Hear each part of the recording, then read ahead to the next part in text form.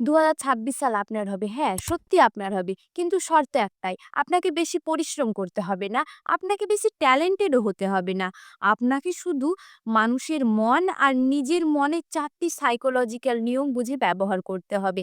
এই ভিডিওটা শেষ পর্যন্ত দেখুন, কারণ এই ৪ টি ট্রিক যদি আপনি সঠিকভাবে ব্যবহার করেন, তাহলে ২০২৬ সাল শেষে আপনি নিজেই নিজেকে চিনতে পারবেন না। Trick number 1, identity shift. আপনি যা মনে করেন না আপনি কে, সেটা বদলান। বেশিরভাগ মানুষ বলে আমি পড়াশোনা শুরু করব, আমি জিমে যাব, আমি ডিসিপ্লিন হব, কিন্তু মন এটা বিশ্বাস করে না। কারণ মানুষের মস্তিষ্ক কাজ করে পরিচয়ের ওপর, কাজের ওপর না। সাইকোলজি বলে আপনি যাকে নিজের পরিচয় মনে করেন, আপনার আচরণ স্বাভাবিকভাবেই সেই দিকেই যায়। আমরা প্রায় সবাই একটাই ভুল করি, আমরা নিজের সঙ্গে প্রতিদিন এমনভাবে কথা বলি যেন আমরা কোনো কাজের লিস্ট লিখছি। আমরা নিজেকে বলি আজ থেকে আমি পড়াশোনা শুরু করব, কিন্তু 2 দিন পরেই সেই কথাটা ভুলে যাই। কারণ মস্তিষ্ক এই কথাটা বিশ্বাসই করে না। মস্তিষ্ক ভাবে পড়াশোনা তো একটা কাজ, আজ না করলে কাল করলেও চলবে।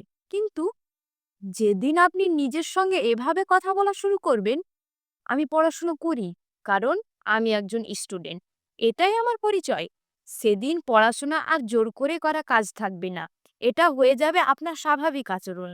ঠিক একইভাবে আমরা বলি আমি ফোকাস বাড়াবো, কিন্তু ফোকাস সুইচ না যে চাপ দিলেই অন হয়ে যাবে। কিন্তু যেদিন আপনি নিজেকে এভাবে ভাবতে শুরু করবেন, আমি একজন মানুষ যে অপ্রয়োজনীয় জিনিসে নিজের এনার্জি নষ্ট করে না, সেদিন থেকেই নোটিফিকেশান, ডিস্ট্র্যাকশান, অপ্রয়োজনীয় মানুষ সবকিছু নিজে থেকেই গুরুত্ব হারাতে শুরু করবে। কারণ তখন আপনি কাজ বদলাচ্ছেন না, আপনি নিজেকে বদলাচ্ছেন। আর মানুষ যখন নিজেকে বদলায়, তখন লাইফ নিজে থেকেই বদলাতে শুরু করে। Tick number 2, dopamine control. প্রেরণা নয়, কন্ট্রোল দরকার। মানুষ ভাবে আজ আমার মোটিভেশন নেই, তাই কাজ করিনি। কিন্তু সত্যিটা হলো আপনি মোটিভেশন হারান না, আপনি ডোপামিনে ওভারডোজ স্ক্রল করা গেম, শর্ট এন্টারটেনমেন্ট, এই সব কিছু আপনার মস্তিষ্ককে বলে দেয় কষ্ট ছাড়া আনন্দ পাওয়া যায় না। ফলে পড়াশোনা, কাজ, স্কিল সবকিছু মস্তিষ্কের কাছে বিরক্তিকর লাগে। সাইকোলজি ঠিক কি, আপনাকে ডোপামিন কমানো শিখতে হবে, বাড়ানো না। সকালে ফোন না ধরা, কাজের আগে বিনোদন না করা, কঠিন কাজ শেষে ছোট রিওয়ার্ড। মনে রাখবেন, যে মানুষ ডোপামিন কন্ট্রোল করতে পারে সে মানুষ নিজের ভবিষ্যৎ কন্ট্রোল করতে পারে। ঠিক নম্বর 3, ফেয়ার রিফ্রামিং। শত্রু নয়, সংকেত ভাবুন। আমরা ভয় পেলে ভাবি আমি পারবো না, আমি রেডি না, আমি ফেল করব। কিন্তু সাইকোলজি বলে ভয় আসলে বিপদের সংকেত না, ভয় হলো গ্রোথের দরজার ঘন্টা। যেটা আপনাকে ভয় দেখাচ্ছে সেটাই আপনার পরবর্তী লেভেল। টিপটা খুব সিম্পল, ভয় পেলে নিজেকে বলুন এই ভয়টা এসেছে কারণ আমি বড় হচ্ছি। ২০২৬ সালে ভয় এলে পিছনে যাবেন না, ভয়ের দিকে একদম এগিয়ে যান। কারণ ভয়ের ওপাশেই থাকে নতুন আত্মবিশ্বাস, নতুন পরিচয়, নতুন আপনি।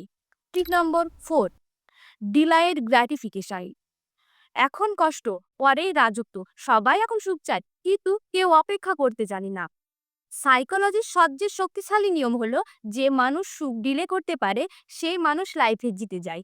২০২৬ সালে আপনি 2 ধরনের মানুষের মুখোমুখি হবেন। একজন বলবে আজ থাক, কাল করব। আরেকজন বলবে আজ কষ্ট করব যাতে কাল আমাকে কষ্ট না করতে হয়। সিদ্ধান্তটা আপনার।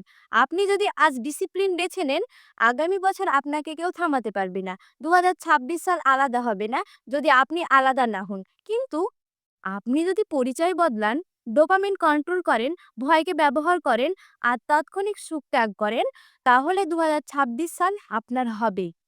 এই ভিডিওটা সেভ করুন, কারণ এটা শুধু দেখার জন্য না, বারবার মনে করার জন্য। ২০২৬ সাল আপনার হোক।